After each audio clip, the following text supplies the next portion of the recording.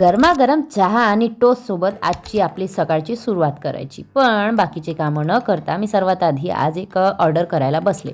एका क्लायंटचं होतं, ते थोडं अर्जंट होतं, त्यामुळे मला मॉर्निंगलाच करायचं होतं. पण ते सगळं करता करताच माहिती आहे का माझ्या अंगी आळस शिरला आणि सोबतच मला काही एडिटिंग पण करायची होती. पण तेच करता करता जिभेला न लालच सुटलं. म्हटलं काहीतरी आज वेगळं बनवायचं. फ्रीजमध्ये बघितलं तर मला ब्रोकली दिसली. आता त्याचंच काहीतरी करायचं का? मग काय घेतलं मैदा आणि कॉर्नफ्लॉर, त्यामध्ये टाकली ब्रोकली आणि मस्तपैकी तेलातून काढून घेतलं. आता याला ॲक्च्युली पकोडे नाही म्हणत, याला ना आय थिंक क्रिस्पी व्हेज म्हणतात. पण जे जे मसाले होते ते टाकल्यावर ना बाई ते क्रिस्पी व्हेजपेक्षा काही कमी टेस्ट नव्हते करत, बढिया झाले होते. आणि आता दुपारला आम्हाला जायचं होतं जेवण करायला. जसं की मी तुम्हाला कालच्या ब्लॉगमध्ये सांगितलं होतं की आमचं जुन्या स्कूलचं रियुनियन होतं, तर आम्हाला आज तिथे जेवणासाठी जायचं होतं. तर मस्त नटापटा केला आणि मुलीचं जरा इकडे बघितलं तर तिचं तर नटापटा व्हायचंच होतं.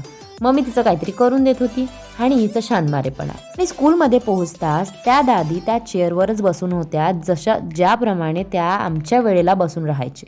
आणि इथे माझे छोटे छोटे ज्युनियर्स तिथे दिसलेत. आणि त्यानंतर इकडे लक्ष दिलं तर आमचे पुंड मॅडम आल्यात आणि त्यांना पाहताच मी लिटरली शॉक झाले. पूर्ण जुने दिवस आठवले. आणि या आमचा नसरीन मॅडम, त्यांचं रागवणेपणा मला आजही आठवते. इथे सर्व ज्युनियर्स त्यांचं जेवण करत होते आणि आम्ही इकडे फोटो सेशन घेत होतो. आणि हे आमचे छोटे छोटे ज्युनियर्स, जे आता छोटे नाही तर मोठे वाटतात. ॲक्च्युली ते ना आमच्याही पेक्षा मोठे मोठे वाटतात आता. यांचंही सगळं मस्त शूट घेऊन घेतलं आणि त्यानंतर आम्ही सर्व इथे जेवण करायला बसलो. जेवण करायला आम्ही सर्व या टीचरसोबतच बसलो. मज्जा आली. सर्वांचं एक एक मस्त शूट घेऊन घेतलं, सर्वांशी गप्पा केल्या, जुन्या गोष्टी काढल्या, जुन्या आठवणी काढल्या. आणि इकडे जरा बघितलं तर सगळे आपापल्या स्कूलमधून रिटर्न आले आहेत.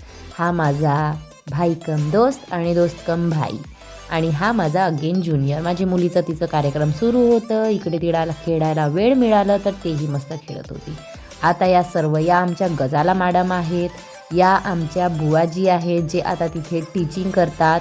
आणि त्यानंतर हा सगळा टीचर स्टाफ आहे आमचा. त्यानंतर मग मी घरी आले तर मुलीचं जरा इकडे दिवसभर खेळणं कमी झालं वाटते, तर ती घरी येऊनसुद्धा त्या गाडीच्या आतमध्ये खेळत होती.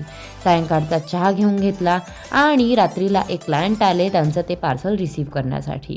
आता इकडे मी रात्रीला नेहमीप्रमाणे माझं काम घेऊन बसले आणि सोबतच फायनल डेस्टिनेशन 5 ही मूवी मी पाहताच माझं काम केलं. आता हे सीननं जरा अंगावर काटे येणं लायकीचं होतं, पण जाऊ दे, रात्रीला आपला झोपायचं आहे, नाहीतर मग बेकार स्वप्न पडते. चला तर मग बाय बाय.